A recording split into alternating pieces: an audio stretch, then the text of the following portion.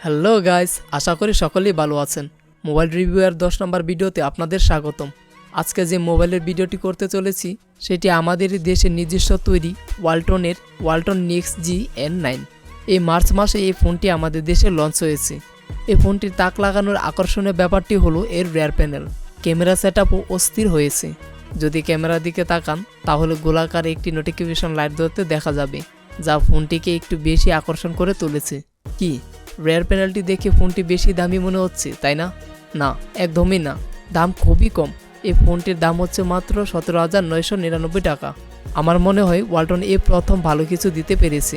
আবার একেবারে যে সব দিক থেকে ভালো তা নয়, কিছু ছোটোখাটো খারাপ দিকও রয়েছে এই ফোনটির। তো চলুন সুন্দর ডিজাইনের আড়ালে কী আছে এবং ডিজাইন, ডিসপ্লে, স্পেসিফিকেশন ও ক্যামেরা এর বিস্তারিত ধাপে ধাপে জেনে আসি। আমি আগেও এই চ্যানেলে বাজেট সেরা কিছু স্মার্টফোনের রিভিউ ভিডিও দিয়েছি।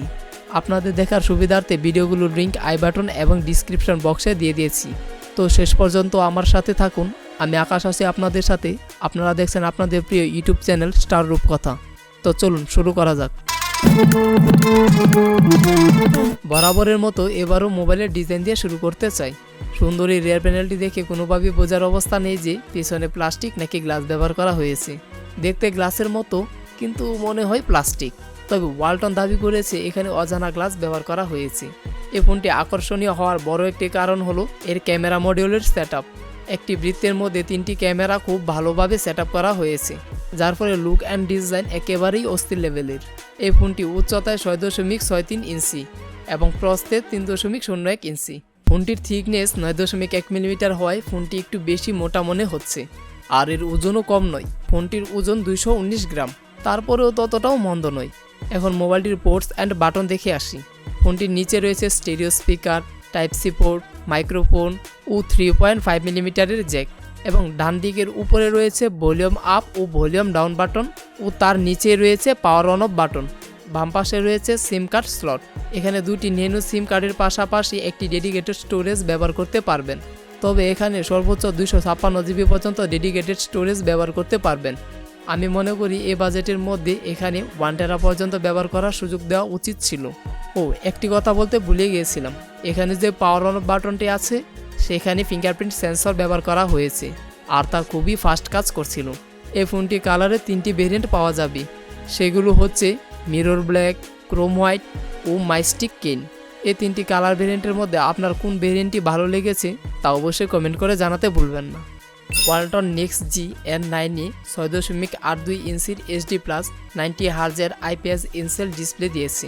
এই বাজেটে শুধু HD+ ডিসপ্লে না দিয়ে ফুল HD+ ডিসপ্লে দেওয়া উচিত ছিল, তাহলে বাজেটের সাথে ডিসপ্লেটাও পারফেক্ট হতো। এছাড়াও এতে ভিডিও দেখতে আরও অনেকটা স্মুথ লাগতো। ডিসপ্লেটির রেজুলেশন 720x1640 পিক্সেল এবং 180 হার্জ হচ্ছে টাচ স্যাম্পলিং রেট। ফোনটি আউটডোরে ভালোই রেজাল্ট দেখতে পেয়েছি, কিন্তু একটু কড়া সানলাইটে গেলে আপনাকে ব্রাইটনেস নিয়ে একটু স্ট্রাগল করতে হতে পারে। আবার অন্যদিকে রিফ্রেশ রেট 90 হার্জ অর্থাৎ কম দেওয়ার ফলে আমাদের মোবাইলও তেমন একটা চাপ পড়বে না, যার ফলে মোবাইলটি আমরা অনায়াসে অনেক দিন পর্যন্ত ব্যবহার করতে পারবো। কিন্তু মিস করব শুধু ফুল HD+ ডিসপ্লে। সবশেষে ডিসপ্লে নিয়ে একটাই কথা বলবো, ওয়ালটন 18,000 বাজেটে ফুল HD+ ডিসপ্লে অনায়াসেই দিতে পারত। ওয়ালটন NexG N9 এতে চিপসেট হিসেবে দিয়েছে অনেক আগের পুরাতন 12 nm এর মিডিয়াটেক হেলিও G85। যদিও প্রসেসরটি একটু পুরাতন, কিন্তু কাজ মোটামুটি অস্থির লেভেলেই করে থাকে। এই ফোনটি শুধু একটি ভেরিয়েন্টই লঞ্চ হয়েছে আমাদের দেশে। ভেরিয়েন্টটি হচ্ছে 6 জিবি র্যামের সাথে 128 জিবির রোম। আবার এখানে এক্সট্রা 6 জিবি ভার্চুয়াল র্যাম ব্যবহার করার সুযোগ দিয়েছে। চাইলে আরও extra 6 GB virtual RAM expert করতে পারবেন। এই কনফিগারেশনে গেমিংয়ের ক্ষেত্রে মোটামুটি ভালোই রেজাল্ট দিবে এবং হাই গ্রাফিক্সের গেমগুলো মোটামুটি ভালো এবং নিখুঁতভাবে খেলতে পারবেন। ফোনটিতে 5000 এমপিআরের ব্যাটারি ব্যবহার করা হয়েছে, আর চার্জ করার জন্য সাথে থাকছে 18 ওয়াটের ফাস্ট চার্জার, যা প্রথম 60% চার্জ মাত্র 45 মিনিটই করে ফেলতে পারবেন এবং সম্পূর্ণ চার্জ করতে ফোনটি প্রায় 1 ঘন্টা 20 মিনিট সময় লাগবে। একবার চার্জ দিয়ে মোবাইলটি ঘরে 135 ঘন্টা পর্যন্ত ব্যবহার করতে পারবেন। আপনারা যারা এই চ্যানেলের নতুন তারা অবশ্যই চ্যানেলটি সাবস্ক্রাইব করে আমাদের পাশে থাকবেন, এবং যারা ইতিমধ্যে সাবস্ক্রাইব করে ফেলেছেন তাদেরকে অসংখ্য ধন্যবাদ। তো এতক্ষণ পর্যন্ত এর বাইরের দিকটাই দেখে আসলাম। এখন এর আন্তত স্কোর এবং পারফরম্যান্স কেমন চলুন দেখে আসি। ফোনটির আন্তত স্কোর প্রায় 3 লাখের কাছাকাছি। অপারেটিং সিস্টেমের জন্য ব্যবহার করেছে DDoS Android 13। তবে আমি মনে করি এ দামে অ্যান্ড্রয়েড 13-এর পরিবর্তে অ্যান্ড্রয়েড 14 ব্যবহার করা উচিত ছিল, তাহলে ফোনটির দামের সাথে তার ওএস ভার্সনটা ঠিক থাকতো। আর তার ইউআই ভার্সনে কী দিয়েছে তা বলার মতো তেমন কিছু নেই। ফোনটিতে সাইড মাউন্টেড ফিঙ্গারপ্রিন্ট সেন্সর এবং ফেস আনলক খুবই দ্রুত কাজ করতে দেখা গেছে। ফোনটিতে পাবজি খেললে এইচডি হাই ফ্রেম রেটে খেলতে পারবেন, কিন্তু তাতে ফোনটি একটু গরম হতে পারে এবং ফ্রেম রেট ওঠানামা করতে পারে। তবে আমি সাজেস্ট করব এর চেয়ে নর্মাল গ্রাফিক্সে খেলেন, তাহলে বেটার পারফরম্যান্স পাবেন। রিফ্রেশ রেটেও তেমন কোনো ঝামেলা পাবেন না এবং মোবাইলটিও তেমন গরম হবে না। আর যারা ভাবছেন ফ্রি ফায়ার খেলার জন্য এই মোবাইলটি নেবেন, তারা তাদের চাহিদা এই মোবাইলটি দিয়ে পূরণ করতে পারবে। তবে চেষ্টা করবেন সবসময় নর্মাল গ্রাফিক্সে খেলার জন্য, তাতে করে মোবাইল আপনাকে একটু বেটার পারফরম্যান্স দেবে। এই ফোনটির ডিসপ্লে বড় থাকায় ভিডিও খুব ভালোভাবে উপভোগ করতে পারবেন, আর স্টেরিও স্পিকার থাকায় অডিও শুনতেও খুব দারুণ লেগেছিল। নেটওয়ার্কের কথা বলতে গেলে এখানে শুধু 4G পর্যন্ত সাপোর্ট রয়েছে, 5G সাপোর্টটা তারা এখানে দেয়নি, যা এই ফোনটির একটি ঘাটতি রেখেছে। তো এর পাশাপাশি ওয়াইফাই, ব্লুটুথ ও অন্যান্য কানেক্টিভিটি মিলিয়ে সব কিছু ভালোই দেখতে পেয়েছি। এক কথায় বাজেট অনুযায়ী কানেক্টিভিটিও মোটামুটি ভালোই। তো চলুন এক নজরে দেখে আসি এই ফোনটির কয়েকটি ভালো দিক ও কয়েকটি মন্দ দিক। এই ফোনটি ভালো দিকের মধ্যে রয়েছে, ফোনটিতে আমরা PS ইনসেল 90 হার্জের ডিসপ্লে পাচ্ছি, 180 হার্জের টাচ সাম্পিং রেট পাচ্ছি, 12GB র্যাম পাচ্ছি, যদিও 6GB এক্সপ্যান্ড করে নিতে হয়। ডুয়াল স্টেরিও স্পিকার পাচ্ছি, 18 ওয়াটের চার্জার পাচ্ছি, যা দিয়ে 45 মিনিটে 60% পর্যন্ত করে নিতে পারবেন। আর মন্দ দিকের কথা বলতে গেলে এখানে প্রথম বলতে হয় এই ফোনটিতে আমরা 5G নেটওয়ার্কের সাপোর্ট পাচ্ছি না এবং ডিসপ্লের দিক থেকে ফুল এইচডি ডিসপ্লেটা পাচ্ছি না। তো এই ফোনটির পারফরম্যান্সের জন্য এই ভিডিওটিতে একটি লাইক দেবেন।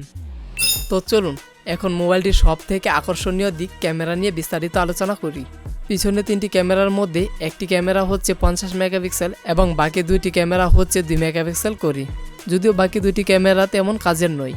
পিছনের এই ক্যামেরা দিয়ে আপনি উন্নত মানের ছবি তুলতে পারবেন। জায়গা বিশেষ এই মোবাইল দিয়ে তোলা কিছু ছবি আমরা ভালো দেখতে পেয়েছি, আবার কিছু কিছু ছবিতে একটু এদিক সেদিক হতে দেখেছি এবং বাজেট অনুযায়ী অন্ধকারও মোটামুটি ভালোই ছবি দেখতে পেয়েছি। যাই হোক, পেছনের ক্যামেরা দিয়ে ফুল এইচডিতে 30 fps ভিডিও করতে পারবেন। আর অন্যান্য মোবাইলের ক্যামেরার মতো এই ফোনের ক্যামেরাতেও টুকটাক ফিচারগুলো পেয়ে যাবেন। তো চলুন এখন আসে সামনের ক্যামেরায়। সামনে 8 মেগাপিক্সেলের একটি সেন্সর ব্যবহার করা হয়েছে। সামনের এই ক্যামেরা দিয়েও সর্বোচ্চ 1080 মেগাপিক্সেলই 30 fps ভিডিও রেকর্ড করতে পারবেন। আপনারা যারা এই চ্যানেলে নতুন, তারা অবশ্যই চ্যানেলটিকে সাবস্ক্রাইব করে আমাদের পাশে থাকবেন। আর যারা সাবস্ক্রাইব করে ফেলেছেন তাদেরকে অসংখ্য ধন্যবাদ। এই ভিডিওটি আপনাদের কাছে কেমন লেগেছে তা অবশ্যই কমেন্ট করে আমাদের জানাবেন এবং ভিডিওটিতে একটি লাইক দিয়ে যাবেন। তো আজকে এই পর্যন্তই, দেখা হবে সামনের কোনো এক নতুন ভিডিওতে। ততক্ষণ পর্যন্ত ভালো থাকবেন। ধন্যবাদ।